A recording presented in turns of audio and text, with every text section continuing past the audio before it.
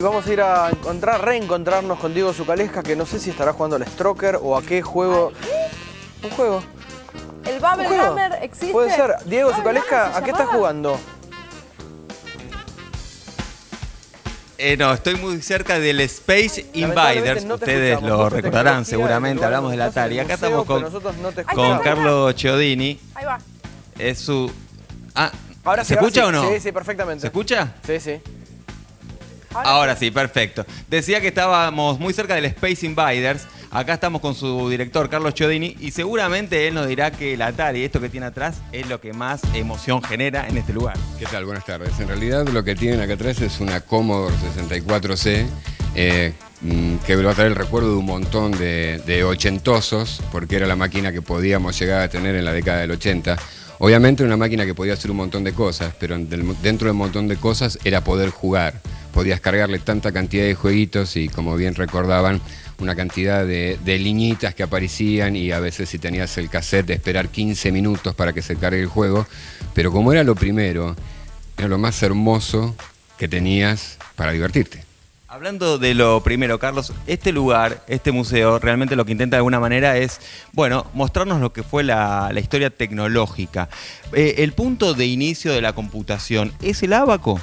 El punto de inicio de la informática es la necesidad de poder hacer cálculo. Los elementos iniciales para hacer cálculos, uno de ellos fue el ábaco. El tema de poder hacer cálculos, empiezan a ser calculadoras mecánicas, lo cual vos tenías solamente la posibilidad de hacer el cálculo del momento y no poder guardar nada. El tema de las computadoras era poder hacer mayor cantidad de cálculo, que no interviniese la persona para poder hacer estos cálculos, que vos pudiese tener una cantidad de información guardada y programada, y por eso es el advenimiento de las computadoras.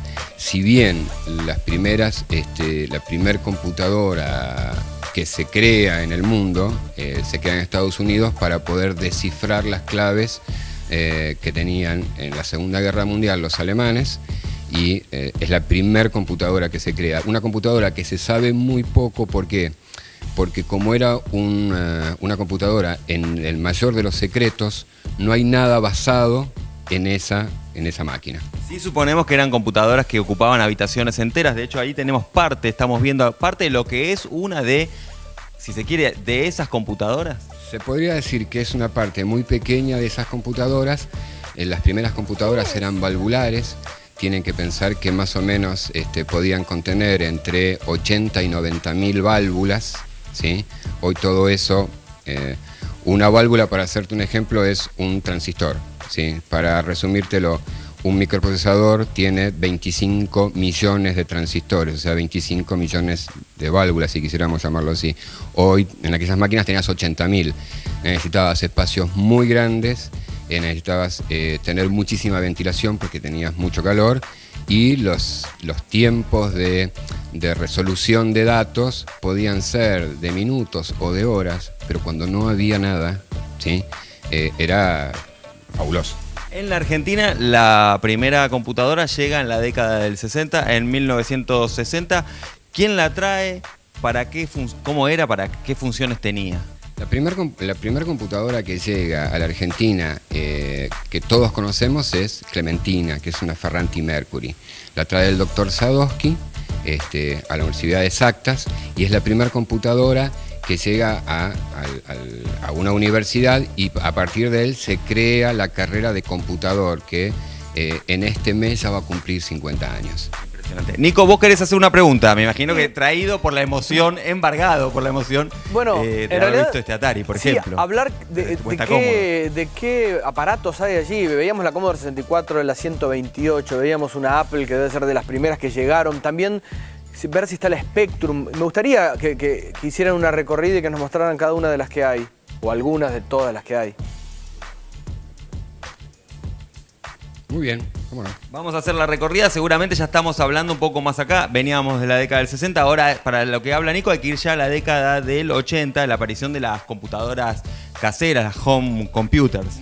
Tenés la aparición de las computadoras caseras, las home computer, que obviamente era una inversión de dinero mucho menor que intentar comprar en la década del 80, por ejemplo, la PC de IBM, que estaba destinada siempre para el ámbito comercial o de empresa.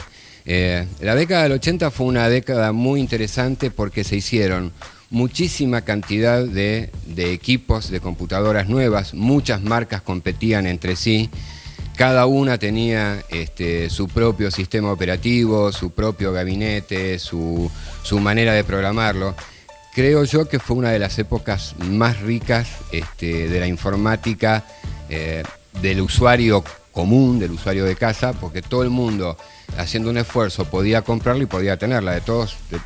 Vuelvo a repetir, todos los que tuvieron los 80 pudieron tener una máquina. Dos cositas, Nico. Una, un teléfono celular que cualquiera de nosotros puede tener hoy en día tiene más memoria que toda la maquinaria que hay aquí. Nos lo acaba de confirmar Carlos. Un dato realmente importante que nos muestra, bueno, lo que fue el avance tecnológico en los últimos años. Sí, realmente el avance en los últimos 30 años es impresionante, y lo que nos queda para los próximos, no 30, para los próximos 10, nos va a terminar a asombrar muchísimo. Y otra cosa que nos asombró muchísimo es el origen de este museo. Ya para ir cerrando, hay que decir que todas estas cuestiones que están acá, que están están en exhibición, estamos hablando de más de 2.000 piezas, bueno, estaban en la casa de Carlos, y seguramente su mujer, que también es fundadora del museo, la va a traer. Simplemente le habrás dicho, o creás el museo o es el divorcio.